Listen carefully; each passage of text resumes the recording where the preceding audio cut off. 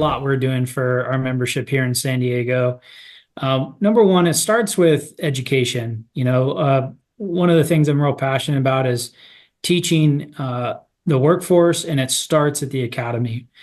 We teach our academy. We have a 4-hour block of time that we're allocated. We teach all academies, all the recruits, to get them the ground level, foundational level training so that they have an understanding of cancer and cancer prevention in the fire service. So what that looks like briefly is it's 4 hours. We give them a lecture.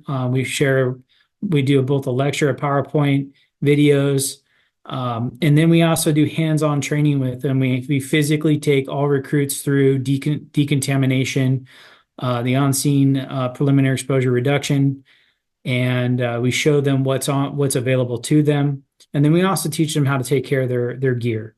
I myself, when I came on the fire department, I wasn't taught how to take care of my PPE, how to wash it, etc.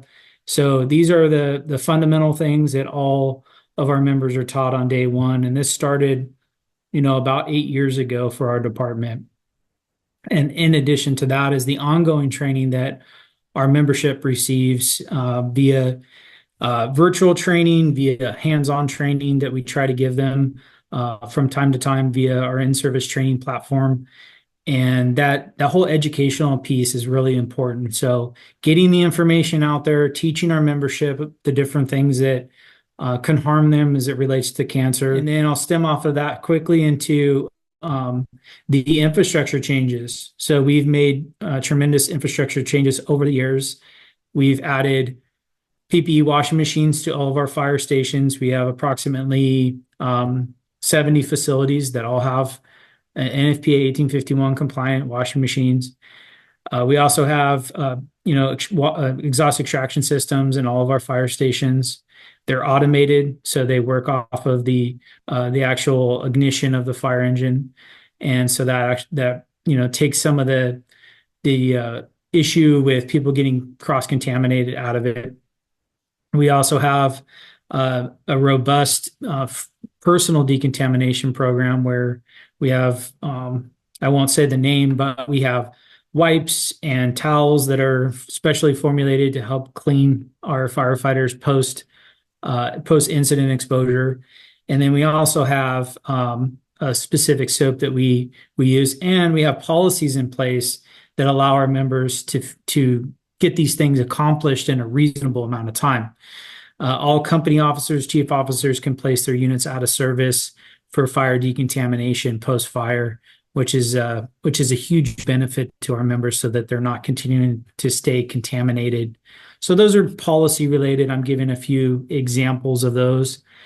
But the CAP program, when it comes down to it, Cancer Awareness and Prevention Program, it is a member, it's everybody working together. It's not one person. It wasn't when I was in the position. It's important that all members understand that it's incumbent upon them that they do the right things so that they can prevent potential cancer down the road. So early on, when this first started for San Diego Fire Rescue Department, what the why is a bunch of our members, and I say a bunch, too many, started getting cancer. And a cluster of them, if you will, started getting cancer. And we started to see some information coming out on a bigger scale. We started to see different departments starting to do things, and we started considering this as an opportunity to make change within our own organization. We saw the problem, and we started working on a solution to fix that problem, which became the Cancer Awareness and Prevention Program. As far as management goes, our fire chief at that time, he took it upon himself based on the information he received from one of our firefighters who was very passionate about fixing this issue. He took the information that was given to him and designed the position for our department. And what that is a cancer and health coordinator position, is a dedicated admin role for the Department of San Diego Fire Rescue. And he took that and we started to work together with labor and management to come up with solutions for the infrastructure changes that needed to be done. Those things that I talked about as far as policy changes that needed to be done to start to roll in an implementation. So it was designed as a phased in approach.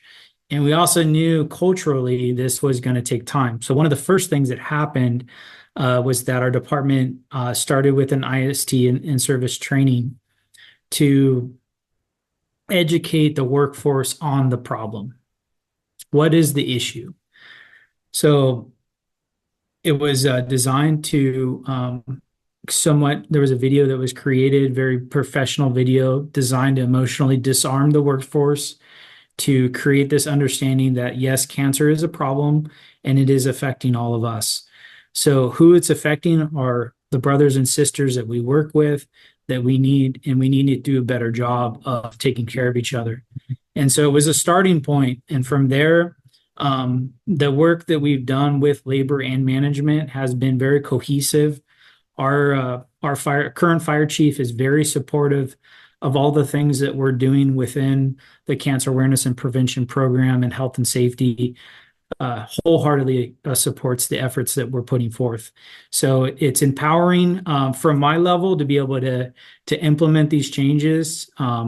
And it took someone like me, I think, as a cancer survivor from my department to be able to step up and start working on these things a little bit at a time, taking bites out of the big elephant.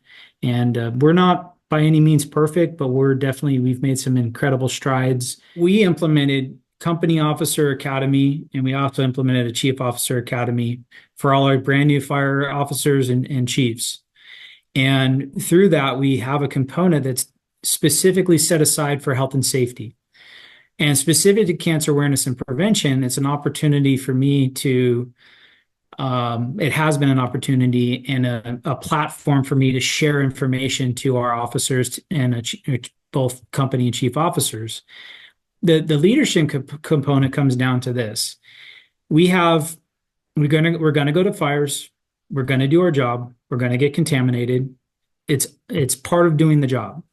But it's when we have the opportunity to, provide levels of protection afterwards, which is the whole preliminary exposure reduction, the personal decon, the clean cap, all of those things.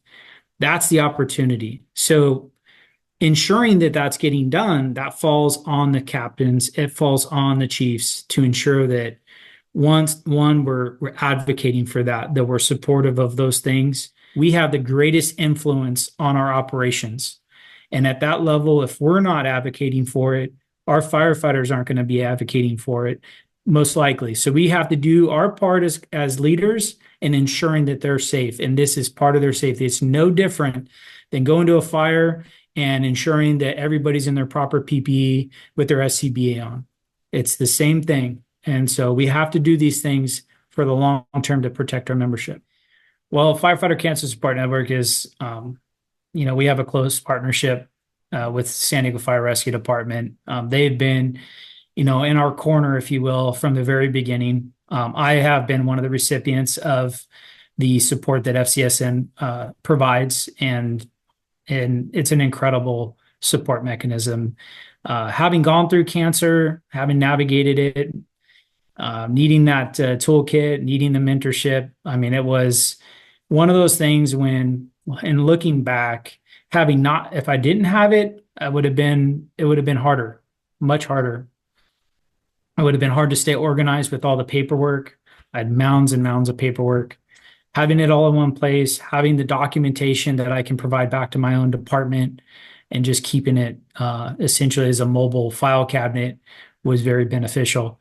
The mentorship component of it is critical. Being able to talk to people that understand what's going on with you, where you're at, not necessarily providing medical advice, but giving some insight into what you may have coming up is very very valuable. And also just the value of seeing someone who's been through it, who's made it through it.